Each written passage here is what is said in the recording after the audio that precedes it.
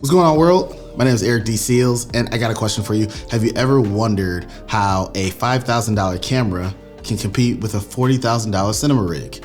The truth is, camera price doesn't always equal better results. Today, I'm gonna break down why a mid-range camera can hold its own against high-end cinema gear, and when spending more money actually makes a difference. Let's get into it.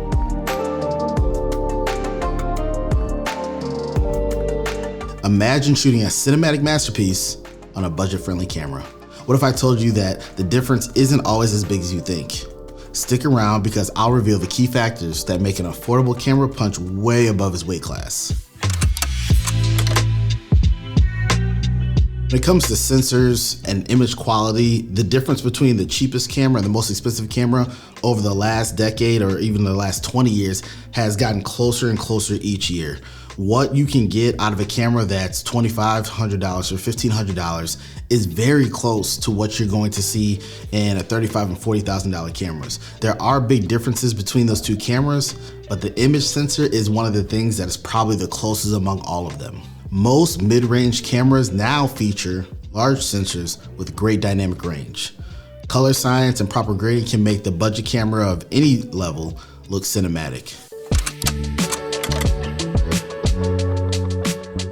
A $2,000 camera with a $3,000 lens will outperform a $40K camera with a cheap lens.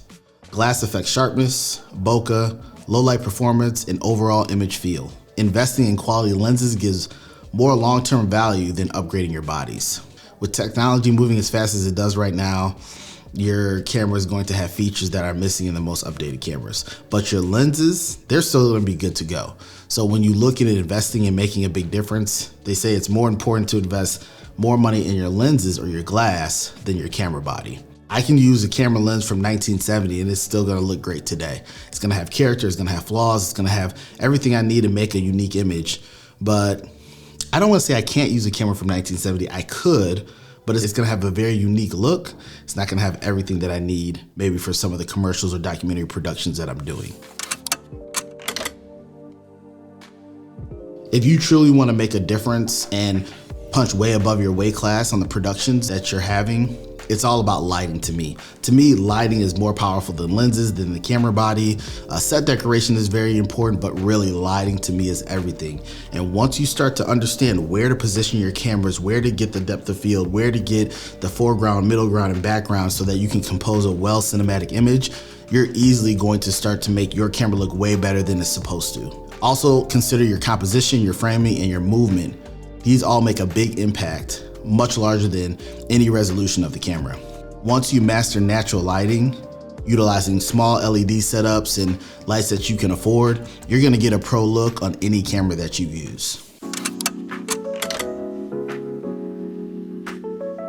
I think it's important to know that there is a big difference between these two cameras, but sometimes it's just not the image.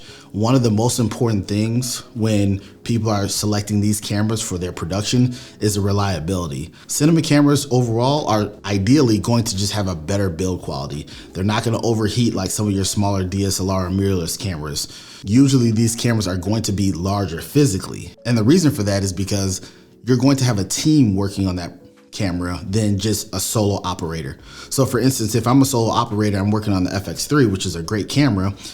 It's very small. All the buttons and things that I need to adjust are right here. But when you have a larger cinema camera, I can be on the left side, I can be on the lens, I can be on the battery. My AC can be working on the lens.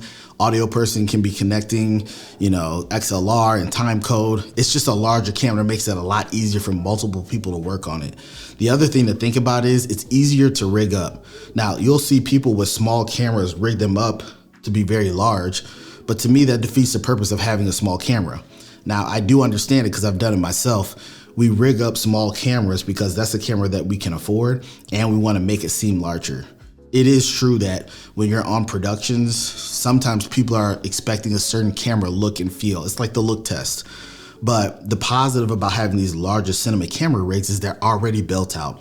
They already have placements for your D-tap or your V-mount or your gold mount, for your EVF, for your monitor, if you want to put it on the shoulder rig, if you want to put rails on it, if you want to add a follow focus, it has a place for these things.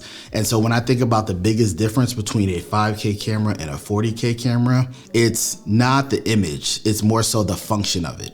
When I'm on set on a large project, I need the camera to be reliable. It has to work 100% of the time. It has to work in extreme conditions, and I can't have a situation where it just turns off by itself, or certain functions aren't working, or certain things need to be connected to something else to make it work. I need it to work all the time because time is money, clients don't care, and if they're paying you a lot of money to bring you on set, they're expecting your equipment to work. If you found this helpful in any way, do me a favor, hit that subscribe button and turn on notifications for more gear breakdowns. Let me know in the comments, what's your go-to camera setup? A great filmmaker maximizes their tools no matter the price tag. If you can master composition, lighting, framing, and all the things that go into production, a 5K camera can rival a 40K cinema rig. Keep filming, and I'll see you in the next video.